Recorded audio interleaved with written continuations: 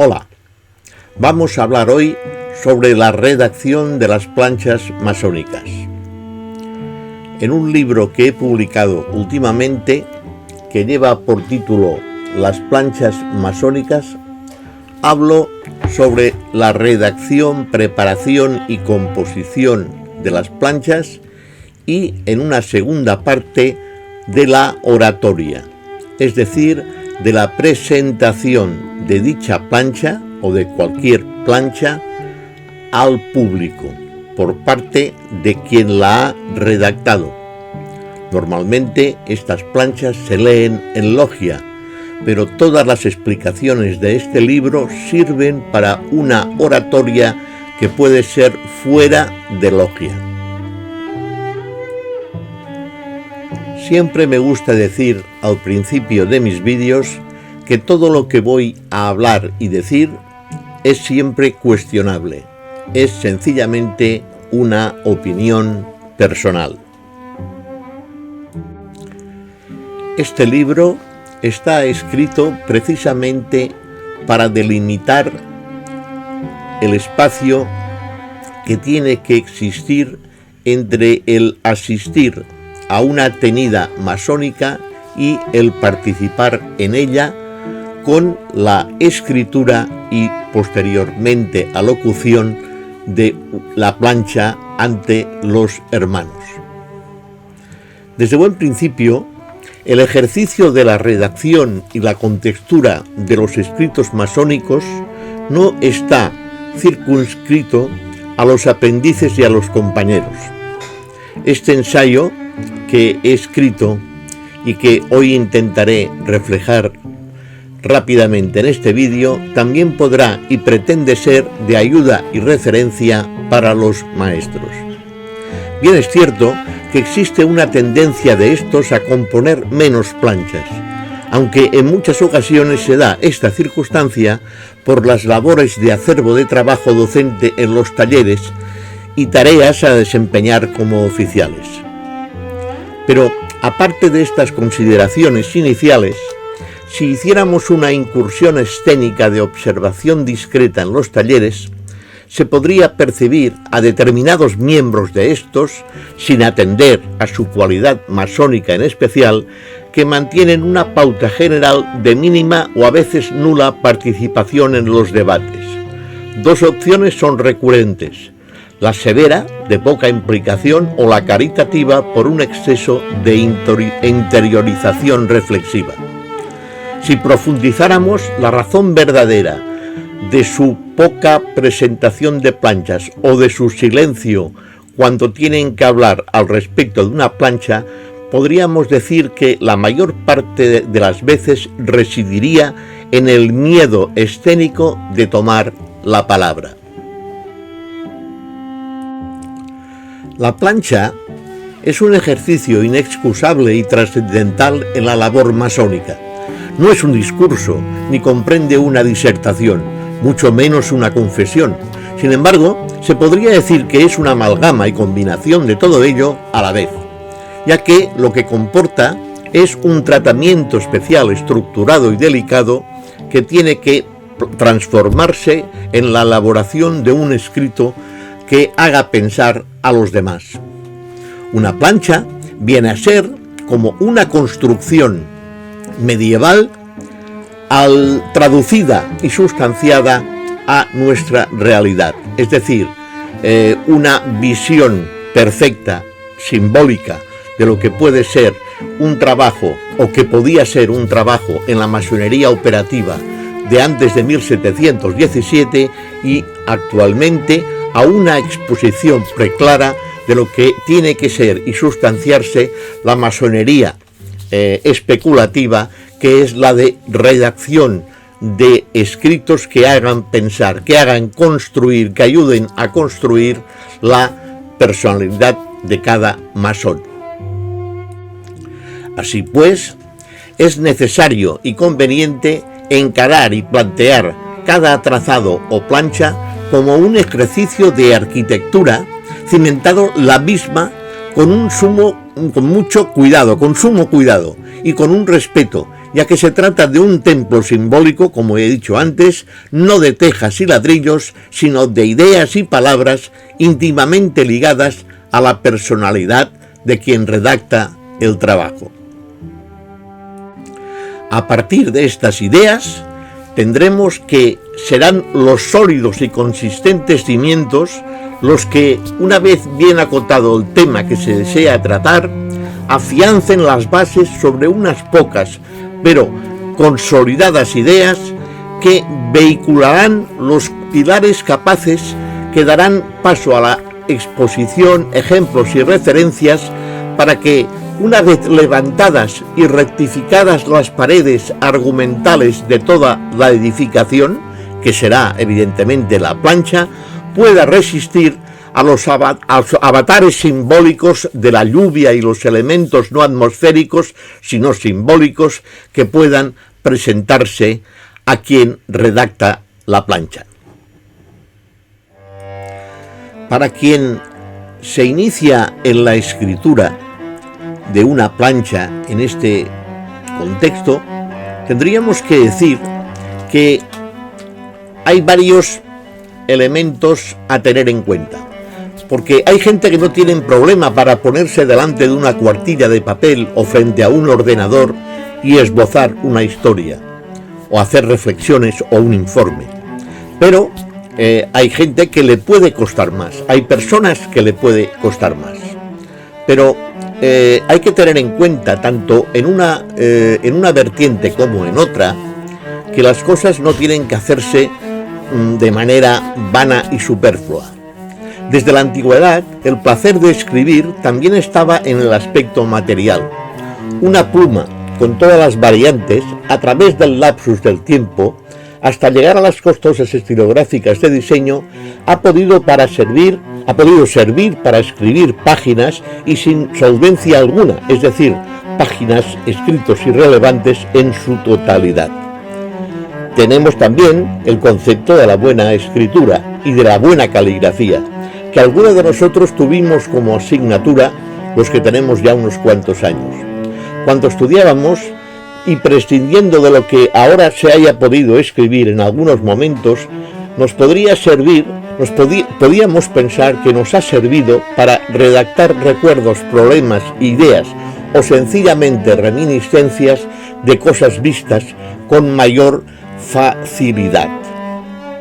Pero hay que tener en cuenta que se han escrito durante la historia universal innumerables montañas de hojas de papel, cercenándose bosques enteros de las tierras del norte para ser convertidos en pasta y folios en blanco, habiendo perdido la humanidad millones y millones de hojas verdes que purificaban el aire y proporcionaban cálidas sombras, porque en este caso las palabras escritas y publicadas fueron quizá páginas inútiles, algunas útiles y unas cuantas esenciales, que ya lo justifican todo para el conocimiento del ser humano.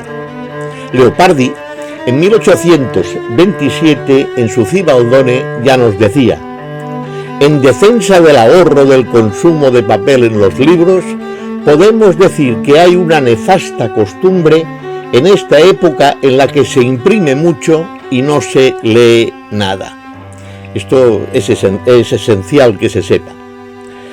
Después tenemos el vicio de la lectura. Quien lee mucho puede escribir mejor. Hay quien lee porque encuentra bellas y útiles las páginas que hojea. Esto ya lo vemos. Otros que leen para aprender. Esto es interesante. Otros para divertirse. Y algunos sencillamente para esperar que llegue el reparador sueño nocturno. Pero Cervantes nos dejó un párrafo que a mí me ha llegado al alma.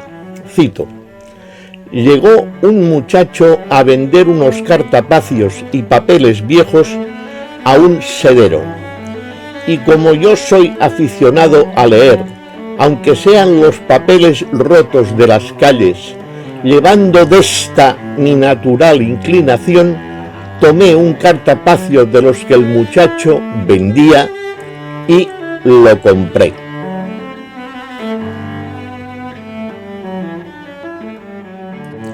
Quizá habría que agradecer a Cervantes que leyera, ya que después nos ha dejado impresionantes obras escritas, e inmortales, por cierto.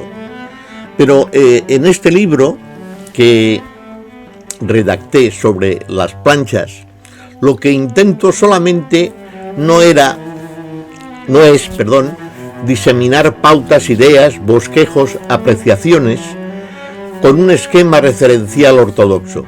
Lo que intento es huir de las reglas dogmáticas que pueden caracterizar un manual y ayudar a mis hermanos a diseñar una plancha. Entonces, lo que sí tenemos es que proporcionar pistas, pero siempre esperando que éstas germinen en la continuidad de una labor masónica. Es decir, unas pistas que ayuden a encontrar unos temas determinados y al mismo tiempo que se genere la idea nuclear. Por lo tanto, este es el principio por el cual he intentado plasmar en pocas páginas las ideas motrices de escribir y redactar planchas masónicas. Empecemos, pues, a preparar el trabajo para quien quiera escribir una plancha. Me veis aquí rodeado de una serie de libros que considero básicos, al menos al principio.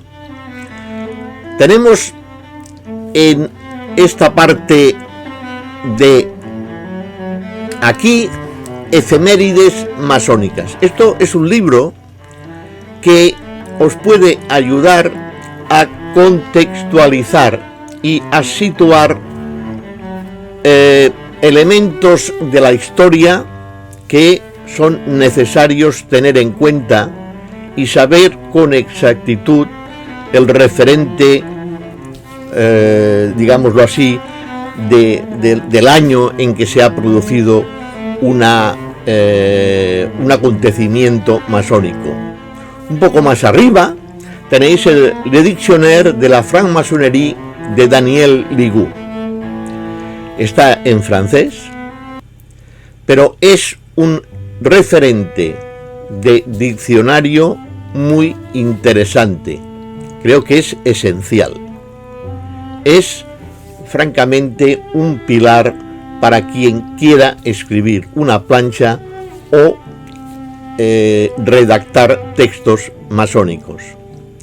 Después también tenéis el libro de estilo masónico que os puede ayudar a escribir los textos con las palabras apropiadas, y si deseáis hacer alguna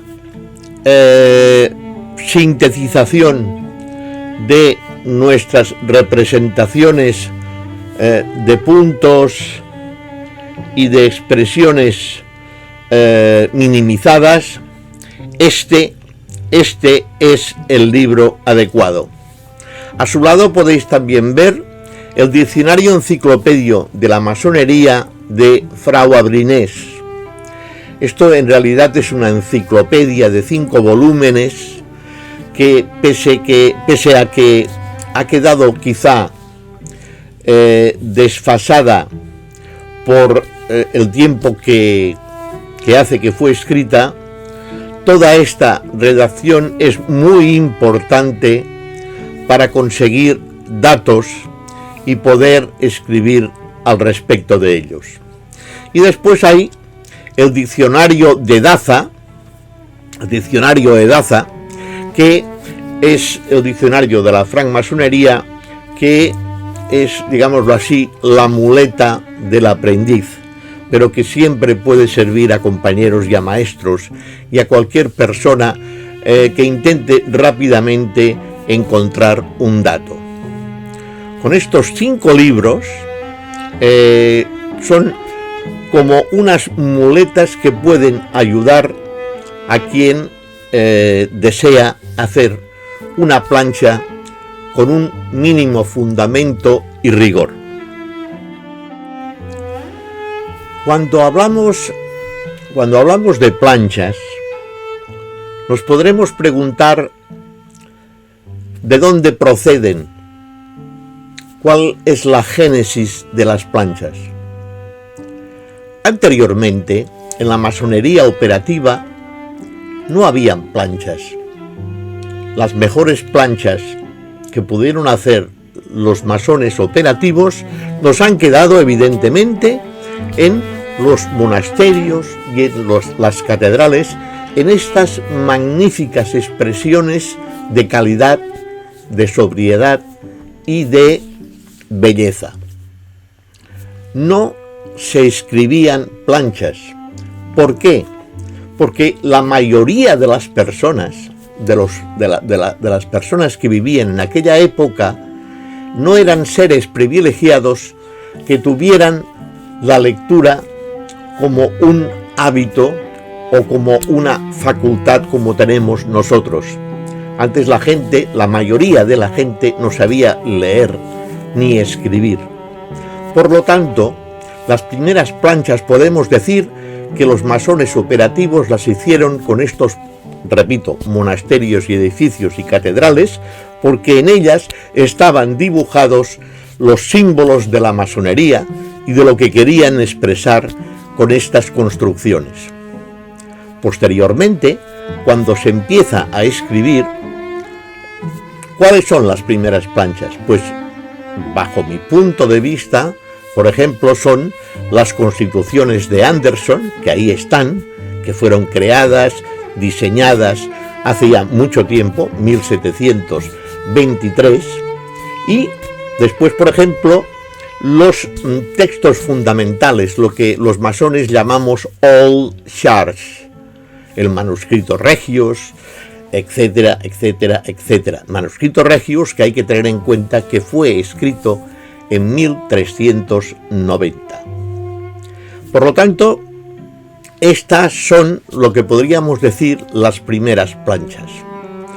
Después, también habría que hablar sobre una plancha que empiezan a hacer los que se inician a la masonería, que aún no son masones y que están, una vez ya escogidos para ser hermanos en un momento determinado con su iniciación, se les pide que hagan un testamento filosófico.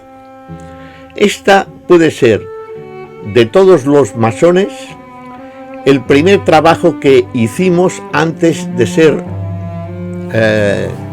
admitidos en la orden.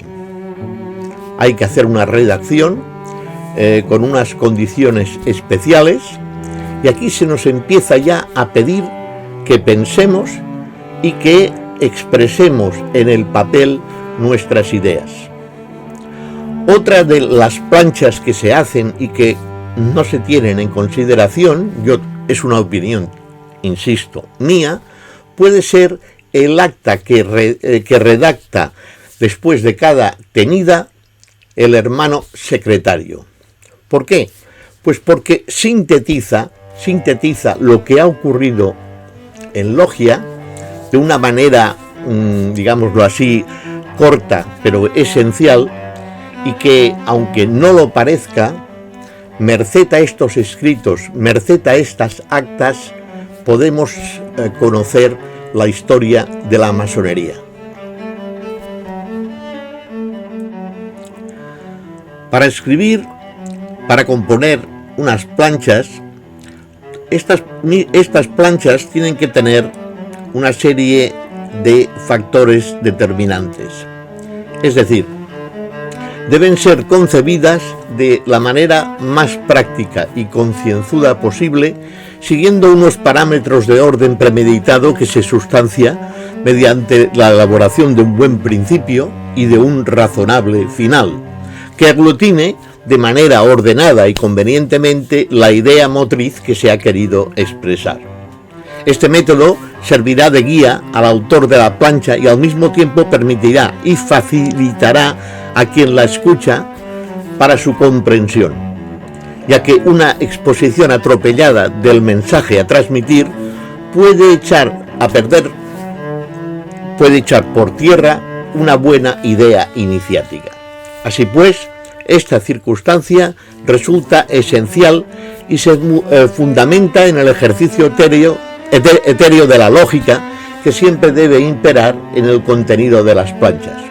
Podemos ver que la redacción de esta plancha puede ser la expresión simbólica de la imagen que hay al lado, que es el correcto ensamblaje de las piedras y de su armonización. Así pues, tenemos cada vez más claras las ideas para la confección de una plancha. Es decir, introducción, exposición, idea nuclear y un final. ¿Por qué? Porque es la mínima expresión que puede tener un escrito para su comprensión. Hay que pensar que todos los elementos que estamos, digámoslo aquí, reflexionando al respecto de la confección de una plancha, tienen que ir sujetos a que una vez expuesta nuestra plancha, esta debe ser entendida y asimilada por quien nos está escuchando. Y entonces nos tenemos que hacer una pregunta: ¿a quién quiero escribir? Evidentemente, escribimos a nuestros hermanos que nos están escuchando y les explicamos una idea simbólica nuestra. ¿Sobre qué quiero escribir? Evidentemente, quiero escribir, pues, de masonería y especialmente de un simbolismo determinado.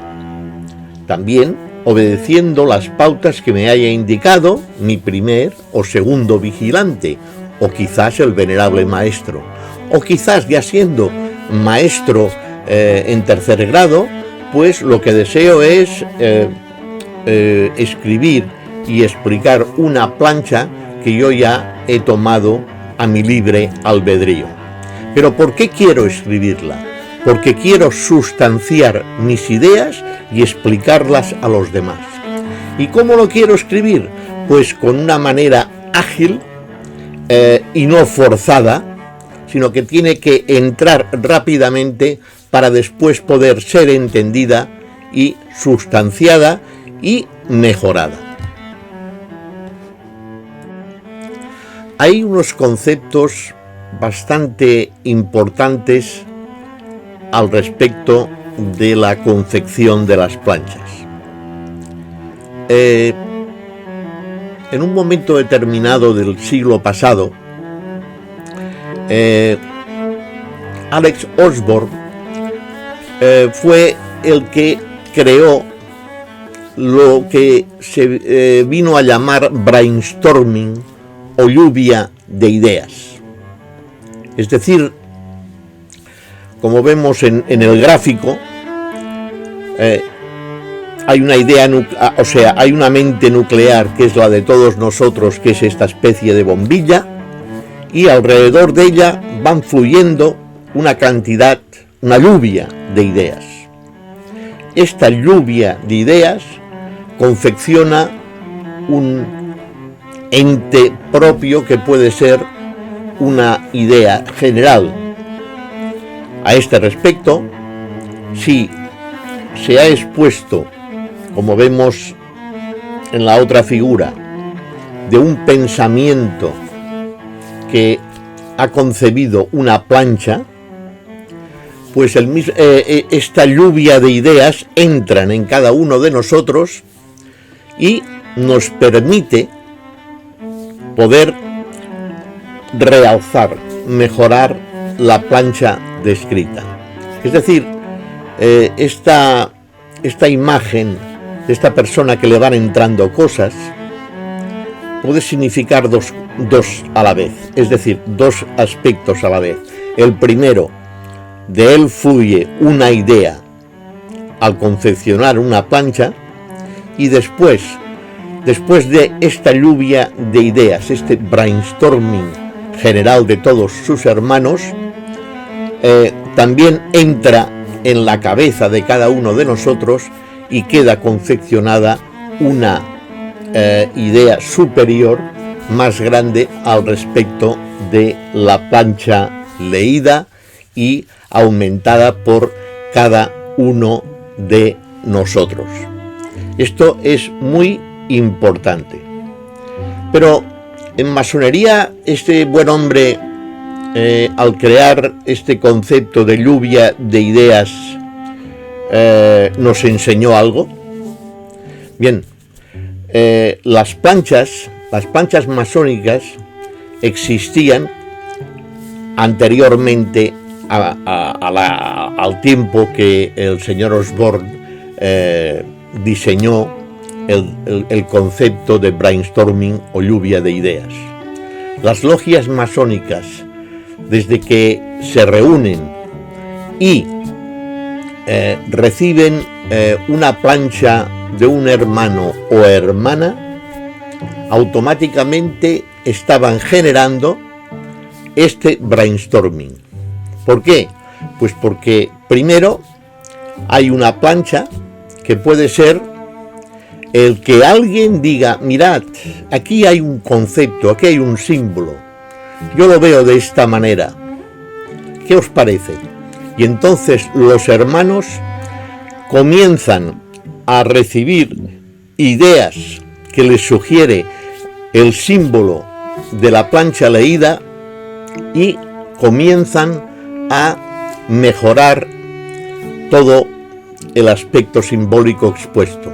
Por lo tanto, a la masonería lo que es la lluvia de ideas no le es nueva, sino que quizás la había inventado la misma orden.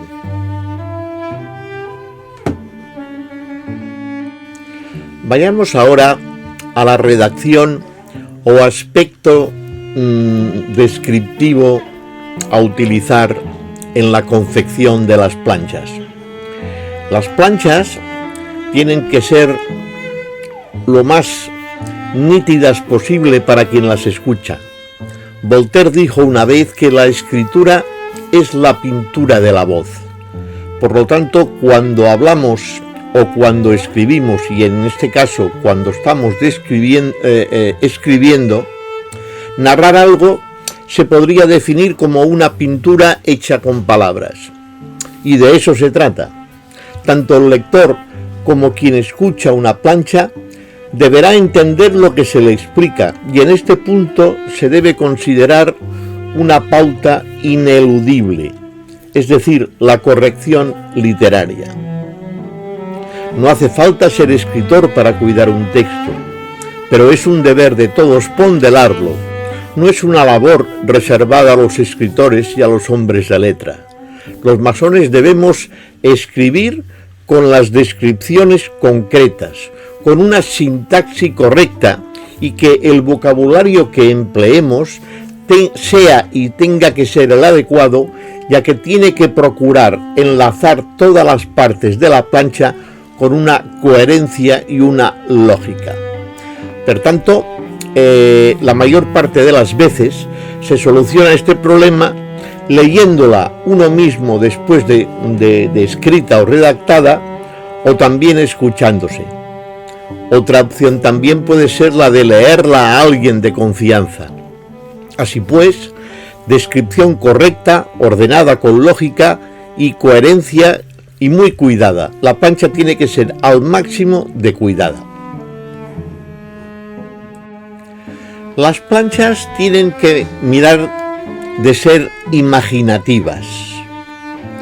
Si hace falta, se escriben varias veces, se tacha, se vuelve a empezar. En realidad se trata de sentarse e ir cogiendo de la imaginación, como si fuera del cielo, las ideas que nos vienen. Esto es muy importante porque de alguna manera refuerza el carácter de la personalidad de quien las escribe.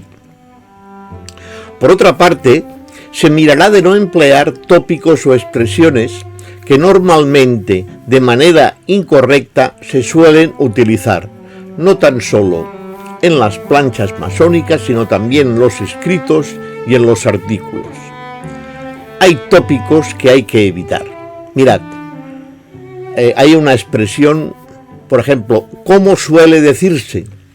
En mi modesta opinión, de entrada, estas expresiones son innecesarias y hay que evitarlas, al menos cuando se lee una plancha en logia, ya que estamos intentando de confeccionar de la mejor manera un escrito que en ningún momento es un libro, un estudio o una publicación científica. Hay otra manera de adecuar las planchas y es el, también sin abusar, emplear lo que los expertos denominan argumentos de autoridad. Evidentemente están contrastados. Entonces, en un momento determinado, la persona que está escribiendo puede poner, ya lo dijo Menéndez Pidal, o lo escribió así Cervantes, o de esta manera pensaba Einstein, utilizando alguna frase que concorde y que se, digámoslo así, habitúe y que se enmarque dentro de lo que se está explicando. Sin duda, este punto puede adornar y embellecer convenientemente la plancha. Después de establecidas estas pautas de ayuda para la redacción, habría que enumerar 4 reglas que deben ser consideradas como obvias y necesarias y que Umberto Eco,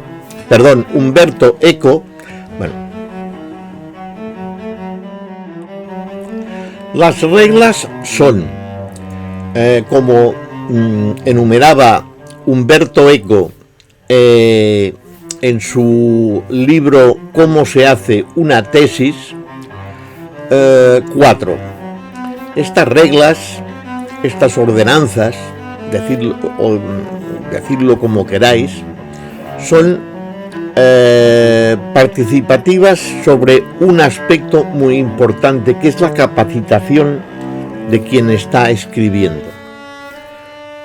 Primera regla: que el tema escogido esté al nivel de quien redacta la plancha, que las fuentes a las que recurra sean asequibles al autor del escrito, que las citadas fuentes sean manejables y no rebuscadas o falsas, y que el cuadro metodológico de la exposición no sobrepase la experiencia de quien la redacta.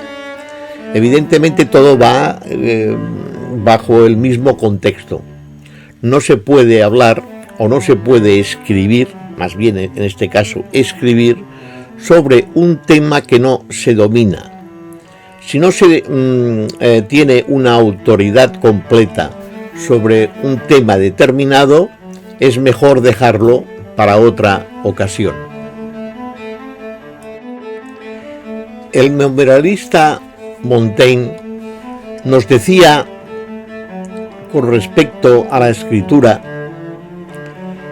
que la redacción y la palabra es mitad de quien la pronuncia o lee y mitad de quien la escucha o recibe.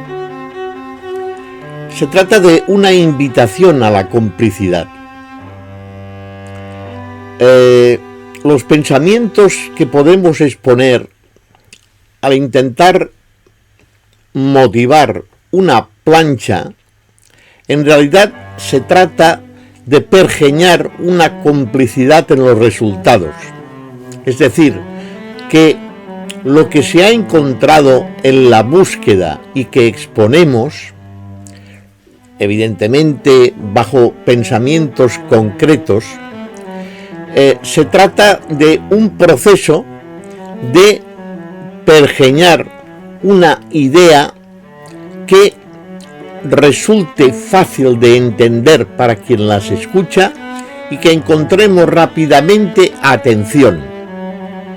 De esta manera, la plancha leída en el taller favorece el sentido de la labor de indagar más no solamente a quien la redacta o lee, sino también para quien la escucha y participa en el enriquecimiento general, porque la comunicación recibida cuando se lee o escucha una plancha lo que hace es favorecer las preguntas personales que posteriormente se harán al respecto.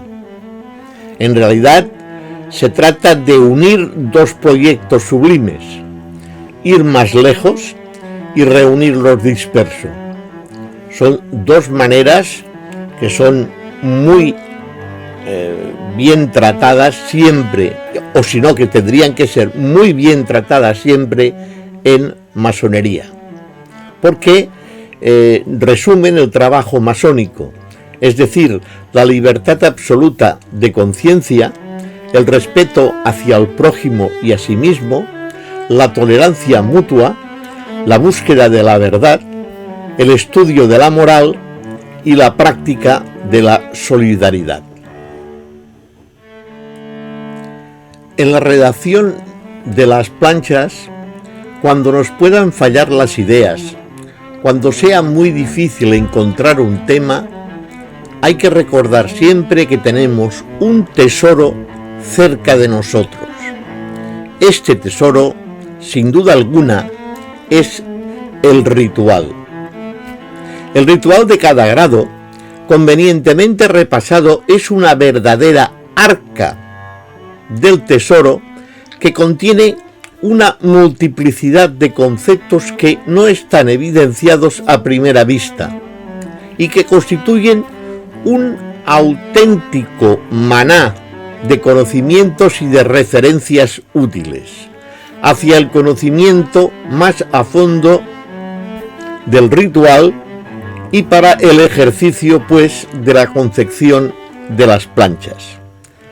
Cada rito tiene su esencia, pero que evidentemente esta esencia tiene que ser aprovechada, ya que el orden en que los símbolos son presentados está integrado en una escenografía y en una gestualidad propias e inherentes de cada rito, que las efectuamos a veces sin darnos cuenta, pero que, si pensamos, están convenientemente encadenados en una escenografía y en una alegoría que nos permiten la recepción de los inputs que determinarán la concepción personal de nuestros escritos.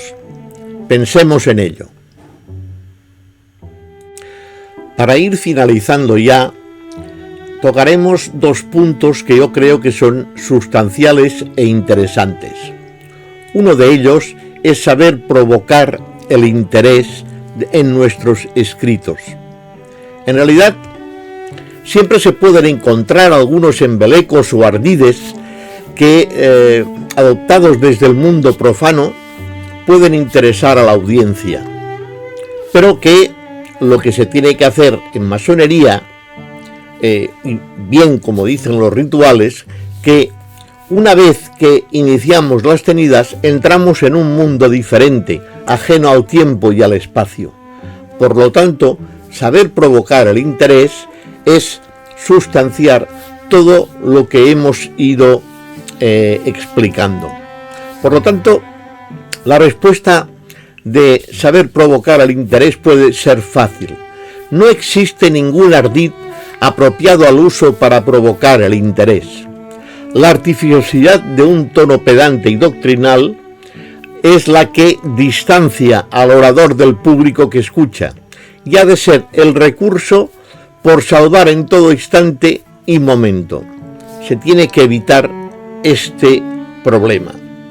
Por lo tanto, se trata tan solo de saber sustanciar con honestidad la sinceridad de corazón al expresar las ideas generatrices de la plancha, que entrarán en el corazón de todos los que escuchan como una suave y armoniosa melodía.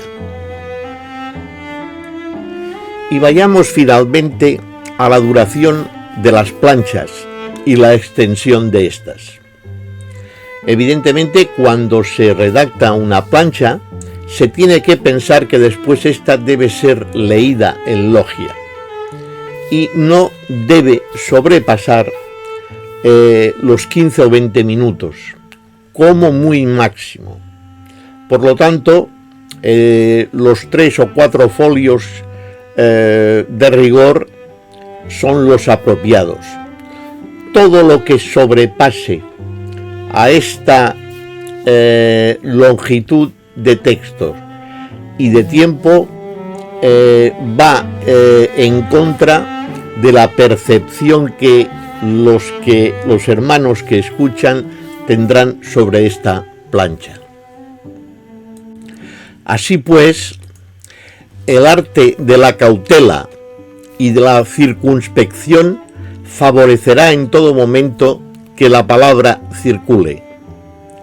La administración de la prudencia epistolar es mejor enfocarla desde el punto de dejar a la audiencia, es decir, a tu taller, a tu logia, con ganas de repetir un sabroso plato, es decir, el interés de escuchar otra plancha por parte de quien la ha leído.